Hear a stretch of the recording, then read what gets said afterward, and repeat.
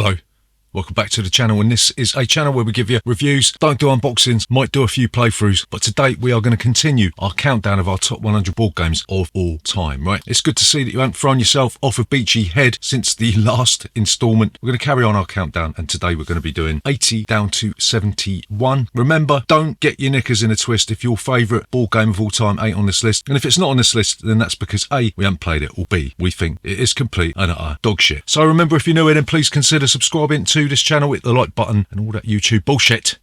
We'll see you after this.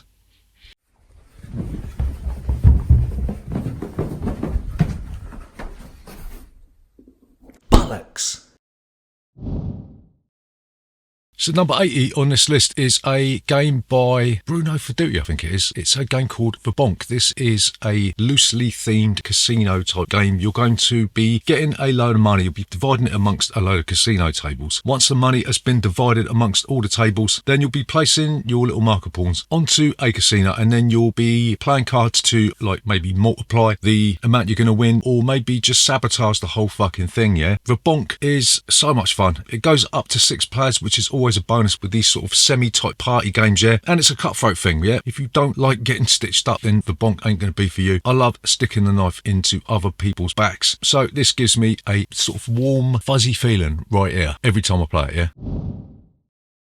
So number 79 on our list of our top 100 board games of all time for 2024 is a game called Exodus Proxima Centauri, yeah? This was released in 2012, I think it was. It seems like it's a lot older than that. But this is a space-themed 4X game, yeah? You're going to be building ships, you're going to be taking over different galaxies, and you'll be blowing the fucking living shit out of those bastard opponents of yours, yeah? This is a fantastic game. Like we always say, we love games that goes up to 6 players, and this one allegedly takes the Twilight Imperium theme and condenses it down into a more manageable bite-sized portion, yeah? There is a fantastic expansion with this that adds specific player abilities, and there was another expansion that we missed, and I'm still fucking kicking myself in the nuts for missing that. So if you've got a copy of the final expansion for this and you don't want it, get in contact with me and I will cut off my left bollock and send it to you in a gold-plated casket. This game uses dice for resources, so once the planets have been stripped of all of their value, they are worth fuck all. There's just so much to do with this one. There's technologies to chase. You can build up your fleet with weapons and stuff, and there's a political aspect to this as well, yeah? So this game has practically got everything you need if you don't have 12 or 18 hours to play Twilight Imperium 4th edition. Exodus Proxima Centauri will definitely slide easily into your lubed up nostril.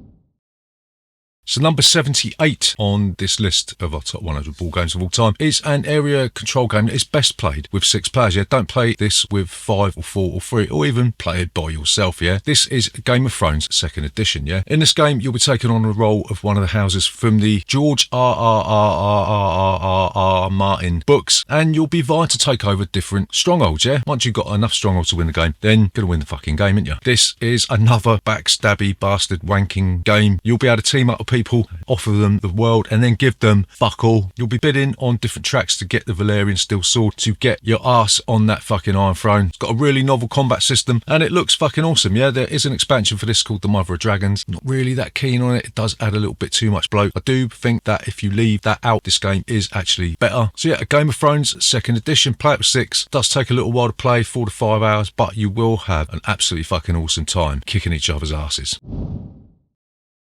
So number 77 on this list is a game that replaced Subbuteo for us. Well, anything would replace Subbuteo. A naked picture of Steven Seagal on a surfboard would replace Subbuteo. Tip Kick came to us in a dream about 2 or 3 years ago. There's only going to be 2 goalies at each end, and then you'll have 2 little, usually metal footballers, and you press a little button on their head, and it makes their little foot go kick, kick, kick. You know what I mean? You'll have a little sort of black and white die. You'll kick the ball, and if it lands on the white side, the white team will get it, and if it lands on the black side, the black team will get the next kick, yeah? Whoever scores the most goals in here a lot of times is going to win, yeah? Tip Kick is fucking awesome. You could do some mental shots with this one. You can curve the ball into the net. You can even get these goalies that not only dive left or right, but they dive forward as well, yeah? It is fucking mental game, yeah? If you've never heard of it, and you probably haven't because it is usually just big in sort of Central Europe like Germany and that, then search out Tip Kick. If you like these sports type games, if you like those Subbuteo games, then this will make you flush that fucking lump of shit down the toilet where it belongs, yeah? Tip Kick is on number 77.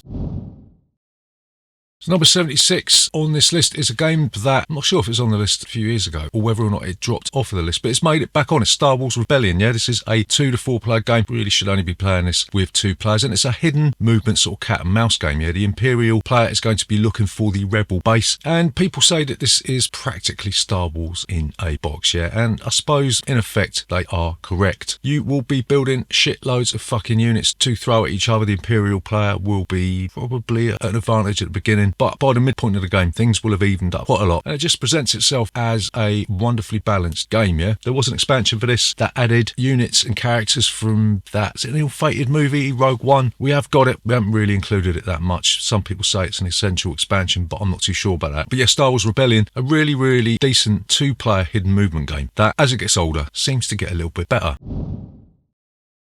So number 75 on the list of our top 100 board games of all time is a classic game by one of our favourite designers, as we've already mentioned, Paolo Mori. This is Libertalia. This is the old version of that. It's not the new Stonemaier Games version where they swapped out all of the fucking wonderful, dirty Pirates of the Caribbean style artwork and substituted it for this sterile, anthropomorphic animal bullshit. In Libertalia, everyone will have an identical hand of cards. You'll be playing a card from your hand, and then you will activate each card from day to night and from left to right, yeah? You'll be trying to get booty and other little tokens and special abilities that will allow you to win the game. But Libertalia is symptomatic of Paolo Mori's design ethos, yeah? Very, very simple mechanics, but you're going to get rewarded for making better decisions than your opponents, yeah? I love Libertalia. I'm so glad that we kept our original version and we didn't invest in that fucking monstrosity that was released a couple of years ago. If you do want to pick up Libertalia, then for God's sake, pick up the old version because it is infinitely better than the new one, and you will have a fucking rip-roaring time laughing at what the fucking wankers took out, yeah?